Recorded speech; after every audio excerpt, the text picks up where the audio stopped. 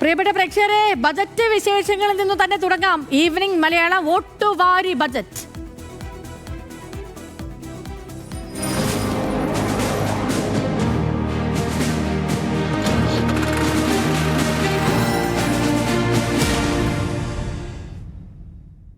വോട്ടു നേട്ടം ലക്ഷ്യമിട്ട് ജനപ്രിയ പ്രഖ്യാപനങ്ങളുമായി രണ്ടാം പിണറായി സർക്കാരിന്റെ അവസാന ബജറ്റ്.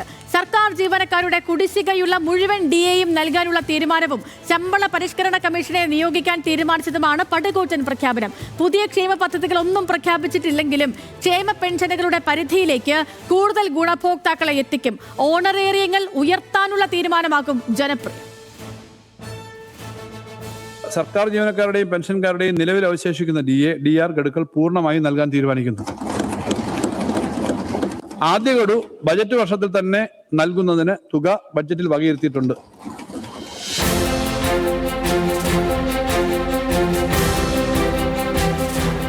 KN ബാലഗോപാൽ അവതരിപ്പിച്ച ഏറ്റവും ദൈർഘ്യമേറിയ ബജറ്റ് പ്രസംഗത്തിലെ പ്രധാന ഹൈലൈറ്റ് ഈ വാഗ്ദാനം തന്നെയാണ്. സർക്കാർ ജീവനക്കാരും പെൻഷൻകാരും അടക്കം 11 ലക്ഷത്തിലേറെ വരുന്ന ഗുണഭോക്താക്കൾ കൈയടിച്ച് സ്വീകരിക്കുമെന്ന് ഉറപ്പുള്ള പ്രഖ്യാപനം. അവശേഷിക്കുന്ന DR കുടിശ്ശിക പൂർണ്ണമായും വരുന്ന മാർച്ചിനകം കൊടുത്തു തീർക്കും. ആദ്യ ഗഡു അടുത്ത മാസം തന്നെ. മാത്രമല്ല 12ാം ശമ്പള പരിഷ്കരണ കമ്മീഷനും പ്രഖ്യാപിച്ചു.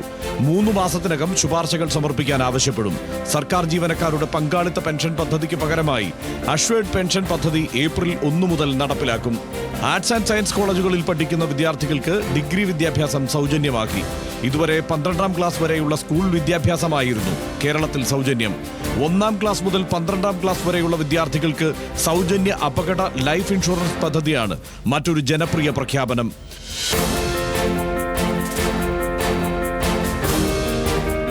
ക്ഷേമ പെൻഷനുകളുടെ തുകയിൽ നേരിയ വർധനയെങ്കിലും എല്ലാവരും പ്രതീക്ഷിച്ചെങ്കിലും ഉണ്ടായില്ല. പക്ഷേ ക്ഷേമ പെൻഷനുകളുടെ പരിധിയിൽ പരമാവധി പേരെ ഉൾക്കൊള്ളിക്കാനുള്ള പ്രഖ്യാപനം ബജറ്റിലുണ്ട്. വിവിധ ഓണറേറിയങ്ങളിലും കാര്യമായ വർധനയുണ്ടായി.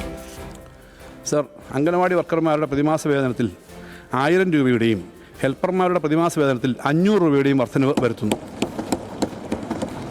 സർ, ആശാ വർക്കർമാരുടെ പ്രതിമാസ വേതനത്തിൽ 1000 രൂപയുടെ വർധന വരുത്തുന്നു. പ്രീ പ്രൈമറി അധ്യാപകരുടെ പ്രതിമാസ വേതനത്തിൽ 1000 രൂപയുടെ വർധനവ് ഏർപ്പെടുത്തുന്നു.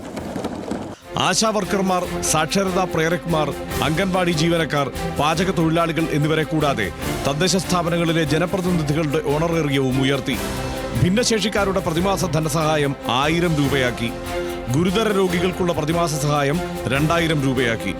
കൂടുതൽ പാക്കേജുകളും ആശുപത്രികളും ഉൾപ്പെടുത്തി മെഡിസബ് 2 ഫെബ്രുവരി 1 മുതൽ നിലവിൽ വരും.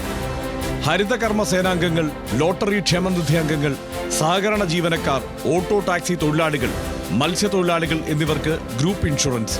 ഈ വിധം ക്ഷേമ സുരക്ഷാ പദ്ധതികളിലേക്ക് വിവിധ മേഖലകളിൽ നിന്ന് കൂടുതൽ പേരെ ഇലക്ഷൻ കാല സംസ്ഥാന ബജറ്റ് ഉൾച്ചേർക്കുന്നു.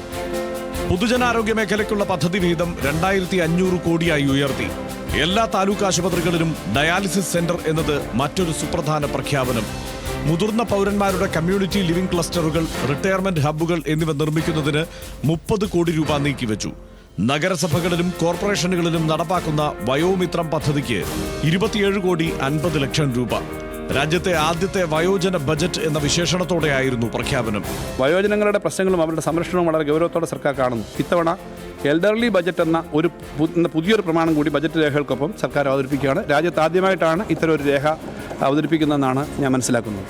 കുടുംബശ്രീ ഉൽപ്പന്നങ്ങളുടെ പ്രചാരണവും വിതരണവും ലക്ഷ്യമിട്ട് മാർക്കറ്റിംഗ് വിതരണ ശൃംഖല, സ്ത്രീകൾക്കായി ഷീ വർക്ക് സ്പേസുകൾ, സ്ത്രീ സുരക്ഷാ pension, connect to work scholarship, കരാർ ദിവസവേതന ജീവനക്കാരുടെ വേതനത്തിൽ 5% വർധന തുടങ്ങി വിവിധ മേഖലകളെ അടിത്തട്ടിൽ ചെന്നു തൊടുന്ന ഒരുപിടി പ്രഖ്യാപനങ്ങളും മന്ത്രി നടത്തി. അടിസ്ഥാന ക്ഷേമ ആരോഗ്യ ജനപ്രിയ പദ്ധതികളിൽ ഊന്നുമ്പോഴും ചില വലിയ പദ്ധതികൾക്കും വൻതുക നീക്കിവെച്ചിട്ടുണ്ട്. വിഴിഞ്ഞം തുറമുഖത്തിന് 1000 കോടി, PWD റോഡുകൾക്ക് 1882 കോടി, പാലം വികസനത്തിന് 1100 കോടി, റീബിൽഡ് കേരളയ്ക്ക് 1000 കോടി, ലൈഫ് പദ്ധതിക്ക് 1497 കോടി എന്നിങ്ങനെ. അതേസമയം പിണറായി സർക്കാരിന്റെ ബജറ്റ് പതിവ് പോലെ കിഫ്ബിയിൽ നിന്നും വമ്പൻ വാഗ്ദാനങ്ങളും വകയിരുത്തലുകളും ഇത്തവണ താരതമ്യേന കുറവാണ്. നടപ്പാക്കാനാകാത്ത വാഗ്ദാനങ്ങൾ വരാനിരിക്കുന്ന സർക്കാരിന്റെ ചുമലിൽ വെച്ചുകൊടുക്കുന്നു എന്ന് പ്രതിപക്ഷം വിമർശിക്കുന്നു. താൻ അവതരിപ്പിച്ചത് സ്വപ്ന ബജറ്റല്ല, പ്രായോഗികമായ ബജറ്റാണെന്ന് ധനമന്ത്രി ബാലഗോപാൽ ആവർത്തിക്കുന്നു. ന്യൂസ് മലയാളം, തിരുവനന്തപുരം.